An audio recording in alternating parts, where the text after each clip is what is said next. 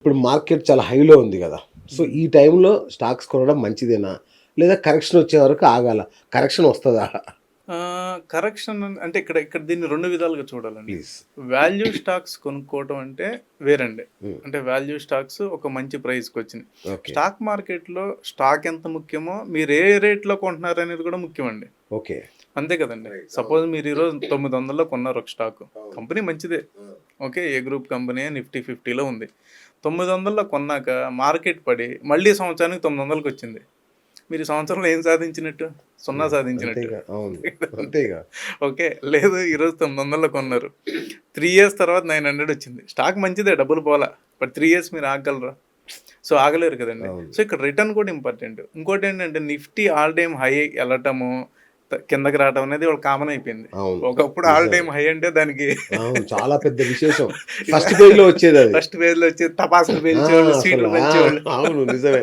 ఇ ఇప్పుడు పెద్దగా స్టేటస్‌లోకి కూడా రావట్లేదది. రావట్లేదు. సో, అది కామన్ అయిపోయిందండి. అవును. కాపోతే ఏంటంటే మనం నిఫ్టీ 50 ఇలా ఆల్ టైమ్ హై అవుతున్నప్పుడు స్పెసిఫిక్ స్టాక్స్‌లో ఉండాలండి. ఓకే. అంటే ఏ సెక్టార్ పర్టిక్యులర్‌గా ఇప్పుడు బూమింగ్‌లో ఉంది. ఏ సెక్టార్‌లో మనకి వాల్యుయేషన్ కనపడుతుంది. ఓకే. ఒకటి మంచి స్టాక్స్ మంచి ప్రైస్‌కొచ్చింది. ఓకే. అవి పట్టుకోవచ్చు. అచ్చా! నంబర్ 1 ఇక్కడ. ఓకే. లేదా మంచి గ్రోత్ ఉన్న స్టాక్స్‌ని పట్టుకోవచ్చు. ఓకే. ఆ గ్రోత్ ఉన్న స్టాక్స్ ఎలాగో మీకు మార్కెట్ పడినా కూడా వాటి పెర్ఫార్మెన్స్ ఏం తగ్గదు కదండీ. అవును. సో, అవును. అట్లా ఈ 2 విధాలుగా మనం దాన్ని చూడొచ్చండి. రైట్. అంటే కొందరు నాకు అంటే స్టాక్ మార్కెట్ గురించి ఇట్లా అడిగినప్పుడు హ్మ్. చెప్పిందేంటంటే, పెట్టి మర్చిపోవాలబ్బా! అప్పుడే నీకు డబ్బులొస్తాయి మార్కెట్‌లో.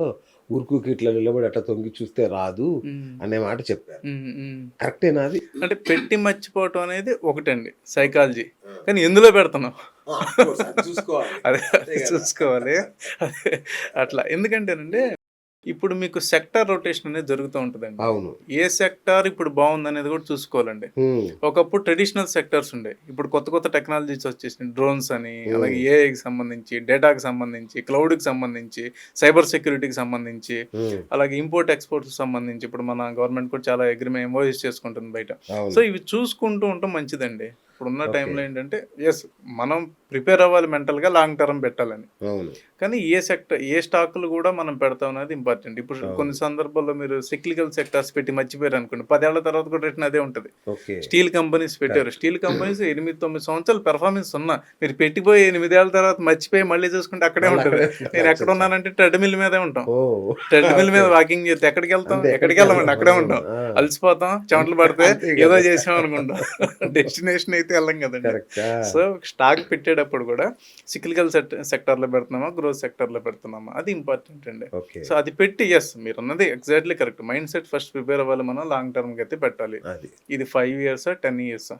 ఒక డెకేడ్‌కి మనం ప్లాన్ చేసుకుంటున్నామా? అనేది కూడా ఇంపార్టెంట్ అండి. ఓకే. చేసుకొని ఇంకా దాన్ని బట్టి సంవత్సరానికి ఒకసారి చెక్ చేసుకోవాలా? లేదంటే ఆ! ఎట్లా? మనం ఏంటంటే అట్‌లీస్ట్ ఇయర్‌లీ మీరన్నట్టు ఇప్పుడు హ్మ్. గ్రోత్ దాంట్లో పెట్టేస్తామండి.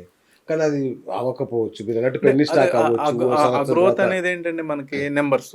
అవును. Again numbers. ఎగ్జాక్ట్‌లీ. అది క్వార్టర్‌లీయో, ఇయర్‌లీయో ఒకసారి మనం చూసుకుంటే చెక్ ఇయర్ చేసుకోవాలి. ఆన్ ఇయర్ ఎట్లా ఉన్నాయి. ఆ! ప్రీవియస్ ఇయర్‌కి ఎలా ఉన్నాయని చూసుకోవచ్చు. లేదా quarter on quarter. Okay. At least అది రీజనబుల్లే అంతే కదండీ. గదా! అంతేగాని డెఫినెట్‌గా. ఎవ్రీ 1 అవర్‌కి నేను మొబైల్ చూసుకుంటా ఇంకోటి చూసినోళ్ళు ఏమన్నా చేయగలరా? ఏమి పోనీ జేయలేరు. స్టాక్‌ని పెంచడం, కిందకి చేయడం ఏమీ చేయలేరు.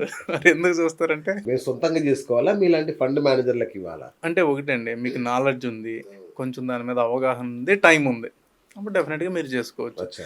లేదు మనకి టైం లేదు. నాలెడ్జ్ తక్కువుంది. లేదు నేను మనీ హ్యాండ్లింగ్ సైకాలజీలో పూర్ ఉన్నాను. అవును. అలాంటప్పుడు ఎవరిదన్నా మనం ఫైనాన్షియల్ అడ్వైజర్ హెల్ప్ తీసుకోవడం అనేది సజెస్టబుల్ అండి. అచ్చచ్చచ్చ! So, okay. అది మంచిదండి ఎప్పుడు కూడా. ఎందుకంటే హ్మ్. స్టాక్ మార్కెట్ అనేది ఇప్పుడు ఎస్పెషల్లీ మీరు ఏదన్నా ఒక వస్తువు అమ్మారండి. ఓకే. దానికి లాభం వస్తది. అంటే where you are getting a money. Right. కానీ ఇక్కడ మనం డైరెక్ట్‌గా ఒక కమోడిటీతో డీల్ చేస్తున్నారు మీరు. ఒక బంగారంతో అమ్మారు.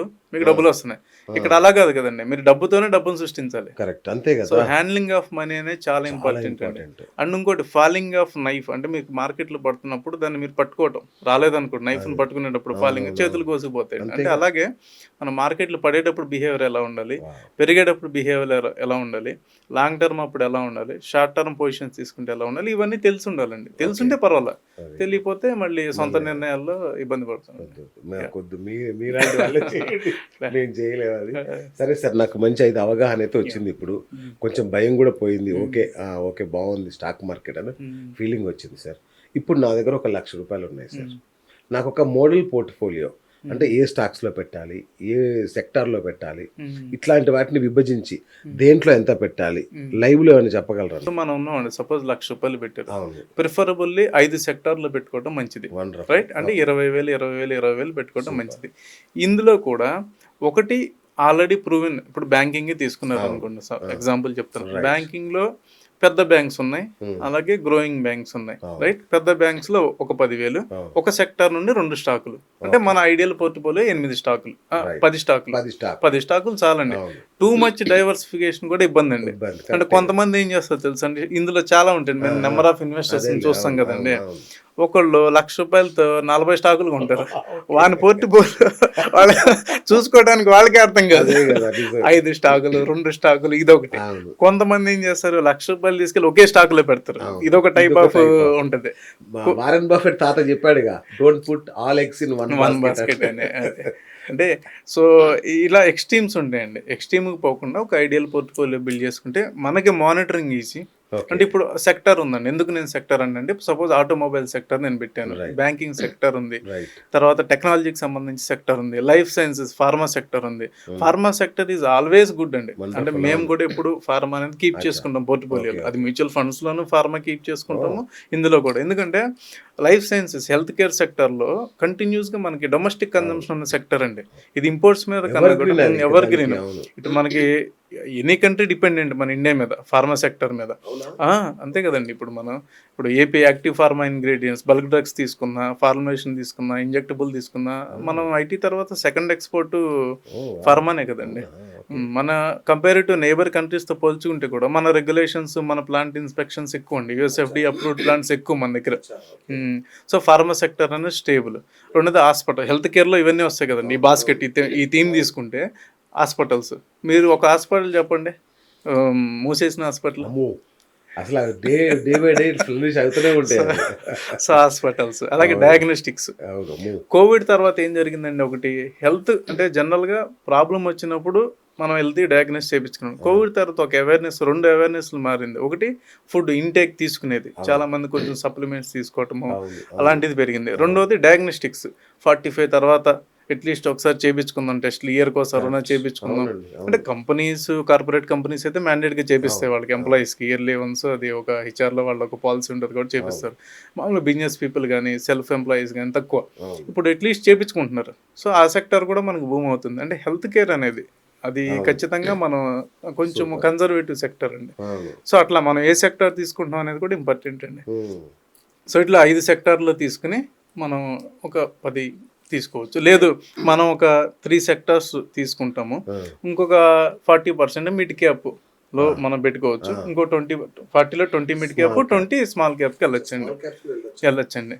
కాకపోతే మనకి ఖచ్చితంగా బిజినెస్ని అసెస్ చేసేటువంటి క్వాలిటీ ఉండాలండి స్మాల్ క్యాప్కి వెళ్తే. అంటే ఇది నిజంగా వెళ్తుందా, ఇందులో మార్జిన్స్ ఎంత ఉన్నాయి, మేనేజ్మెంట్ ఎవరు, స్మాల్ క్యాప్స్కి ఎస్పెషల్గా వెళ్ళినప్పుడు ప్రమోటర్స్ మనం చూసుకోవాలండి. ఎవరు ప్రమోటర్స్, ఎవరు, వీళ్ళ బ్యాండ్ విడ్త్ ఏంటి, వీళ్ళకున్న కేపబిలిటీస్ ఏంటి. ఇప్పుడు టెక్స్టైల్ కంపెనీ వచ్చి అలా సడన్గా రేపు నేను డేటా సెంటర్ ఓపెన్ చేస్తాను అన్నాడు అనుకోండి, అంటే అది అట్లీస్ట్ మనం చూసుకోవాలి కదండి. కామన్ సెన్స్ ఉండాలి, చూసుకోవాలి వీళ్ళు చేయగలరా లేదా అనేది చూసుకోవాలి.